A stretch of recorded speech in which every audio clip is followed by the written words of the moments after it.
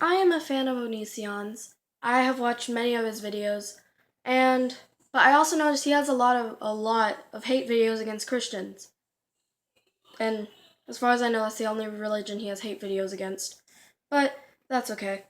And so I am going to rebuttal some things. I'm going to try to professionally debate them a little bit with some points I found. Since he uses the Bible, I found some things from the Bible. And okay, I'm gonna sorry. I'm gonna do that.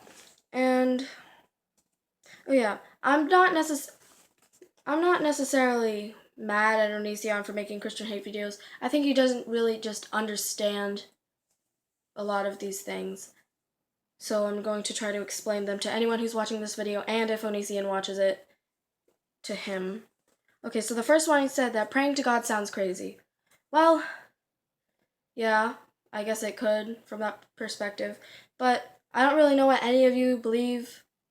But the Big Bang Theory, if a ball of energy and a ball of mass smashing together and creating the entire universe, including humans who have their own set of emotions and their own feelings and thinking, doesn't sounds can sound a little crazy too. And I'm not very educated on the Big Bang Theory. I don't know much about it. That's just what I know about it. So I'm going to make further videos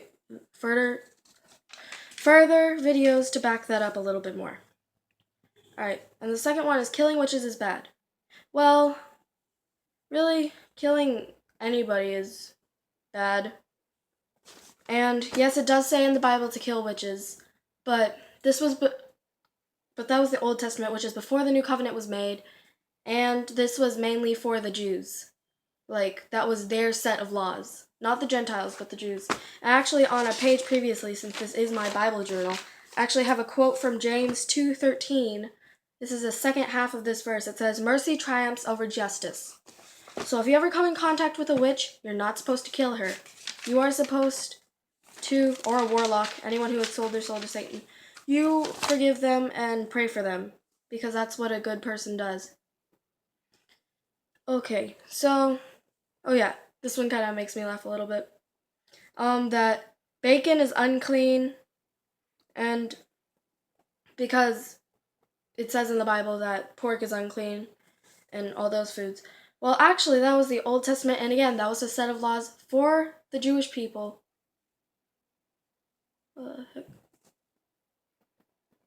Oh, sorry. Alright, that was a set of laws for the Jewish people, not necessarily for the Gentiles.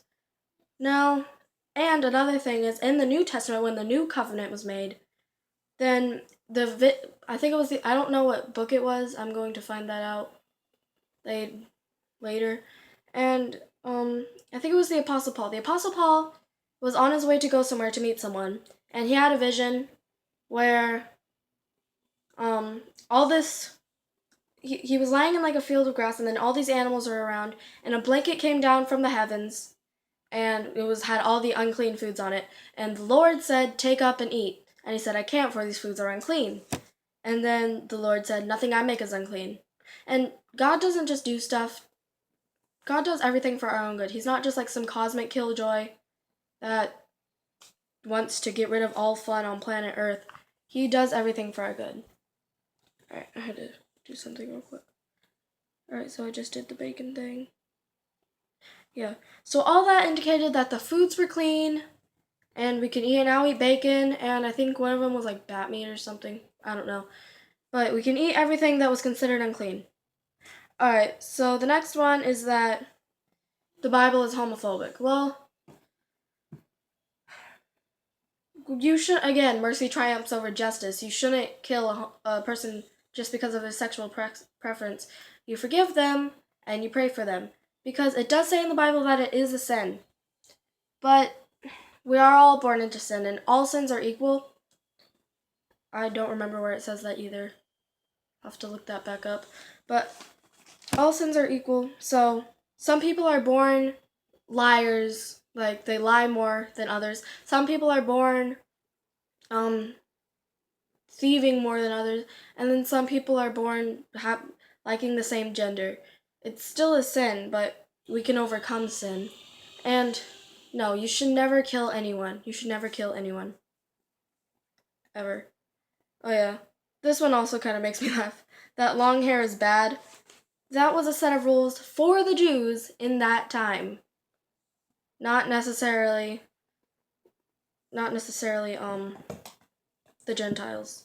It might have been for the Gentiles, but having long hair, I don't think God would send you to hell for that, especially if you are a Christian. I don't think I'm not God, so I don't really know. But I'm pretty sure he is a loving and forgiving God. He wouldn't do that. Okay. Oh yeah, and Christians are biased was another one. But no. Christians are not a different species. We are humans who chose to follow the triune God. And I said triune, not trying. And we are still human and people, so we still are biased. We can be. Christians are not biased necessarily. Biased people are biased, and biased people can be Christians. Therefore, there are biased Christians. Okay. And so, the next one, that they think God will forgive anything. And yeah, he can. He is God. He has the ability to forgive sin. But why is that a bad thing? Why would that be a bad thing, first of all? To know that no matter how many times you screw up, no matter how badly you mess up, someone will still love you and still be there for you no matter what. And it never says in the Bible, do not judge. It says, judge lest you be judged. Which meaning, if you judge someone, you're going to be judged too. And it also says somewhere else from Jesus, it says judge justly, which there is a just judging. You don't hate the person, you hate the sin. Alright. And so, rich people can go to heaven. When it's the eye of a needle is the second door of a courtyard's wall. It's extra security. There is a door that's about normal height that a camel can walk through, and then there's one, like there's a space in the wall, and then there's another one that's a little bit shorter that you have to get off your camel, and the camel would have to get on its knees and crawl through. It's just a little bit harder. It's not saying that rich people cannot go to heaven. Rich people can go to heaven. It's just a little bit harder because if you have a Lambo and your mansion and you eat lobster and steak every night for dinner and you have everything you could possibly want, then you're not going to rely on God as much as the person who's living penny to penny, doesn't eat every day, lives on the street with a cardboard sign and being bullied all the time. You're going to depend on God a lot more if you're a Christian. And yeah, the next one is that physical harm is bad, that no one should destroy God's temple. So that can be taken into account spiritually or physically. And you can think of it like that. But it also is saying for people who harm you. If someone kills your family or murders you or something, God is not going to let them go unpunished. That's how I interpret it. That's what it's saying. It's saying that if someone kills you, you shouldn't try to get revenge. God will get revenge for you. Not necessarily revenge. God will punish them for you. So, you just gotta sit tight and watch the show. Kind of. That's kind of a cool way of putting it, though. Alright, and so, some priests have molested children, yes. But, Christians, I don't know why people think this, but some people think that Christians think that they're better than other people. No. I am the same as you. You are the same as me. But God is better than both of us. That's why he forgives our sins. So, yes, there are priests who have molested children. There are other people who have molested children. No one is better than anyone. Like, seriously. Okay, there's another one. Christianity is bad to women. Okay, the verse, 1 Timothy 2:11 to 2:15, is talking about a certain group of women who had just joined the church.